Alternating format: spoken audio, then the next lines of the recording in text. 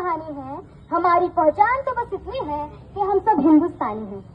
नमस्कार, मी कल्याणी गजाननराव डंभारे, तालुका देवळी, जिल्हा वर्धा येथील जनता हायस्कूल कनिष्ठ महाविद्यालयातील 7वीतील विद्यार्थिनी, युवा संघर्ष मोर्चा व क्रांतिकारी शेतकरी संघटना देवळी द्वारा आयोजित केलेल्या वक्तृत्व स्पर्धेत मी माझे मत मांडित आहे।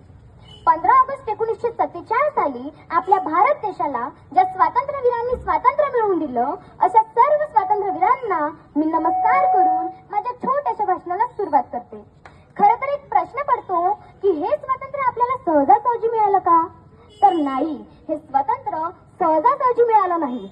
इंग्रजांना स्वातंत्र्य मागितलं आणि इंग्रजांनी लगेच देऊन टाकलं, इतकी सोपी गोष्ट नव्हती ती।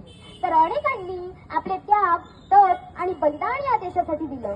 मग त्यामध्ये महात्मा गांधी, भगतसिंग, राजगुरू, सुखदेव अशा अनेक वीरांनी आपल्या प्राणांची आहुती दिली, म्हणून कुठेतरी हे स्वातंत्र्य आपल्याला मिळालं। भगतसिंग, राजगुरू, सुखदेव हसत हसत फासावरती चढले।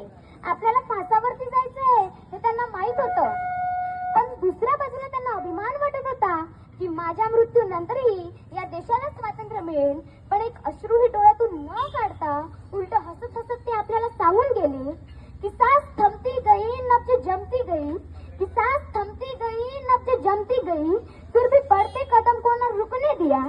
अरे कट गए सर हमारे तो कुछ गम नहीं, कट गए सर हमारे तो कुछ गम नहीं, सर हिमालय का हमने न झुकने दिया। मरते मरते रहा बाकापन साथियों, अब तुम्हारे हवाले वतन साथियों, अब तुम्हारे हवाले वतन साथियों। या देशाच्या वीरांनो, या देशाच्या तरुणांनो, आता हा देश, ही मातृभूमी तुमच्या हातात आहे। याला तुम्हाला फुलवायची गरज आहे, याला तुम्हाला स्वातंत्र्य टिकवायची गरज आहे। लड़े जंग वीरों की तरह, जब खूनखोर फौलाद हुआ, मरते दम तक डटे रहे वे, तभी तो देश आजाद हुआ। मग असेच अनेक क्रांतिकारक आपल्या देवळी शहरातही होऊन गेले। त्यात महादेवराव ठाकरे, भाऊसाहेब शेंडे, दामाजी कारोटकर असेच अनेक क्रांतिकारक होते। विदर्भात महादेवराव ठाकरे हे महात्मा गांधीजींच्या स्वातंत्र्याच्या संपूर्ण चळवळीतील एक स्फूर्तीस्थान होते। 1928 पासून स्वातंत्र्याच्या चळवळीत त्यांनी भाग घेतला। देवळीतील मुक्कामी सभा बोलवून त्यांनी मोठ्या प्रमाणावर तरुणांची संघटना निर्माण करून त्यांना राष्ट्रप्रेमाचे बाळ पळू पाजले। गांधीजींच्या स्वातंत्र्याच्या संपूर्ण चळवळीत देवळीतील जनतेने मोठ्या प्रमाणावर सहभागी होऊन वर्धा जिल्ह्यात आपल्या देवळीचे नाव गाजवले। 1942च्या चलेजावच्या स्वातंत्र्याच्या लढ्यात त्यांनी फार मोठी मोलाची कामगिरी केली।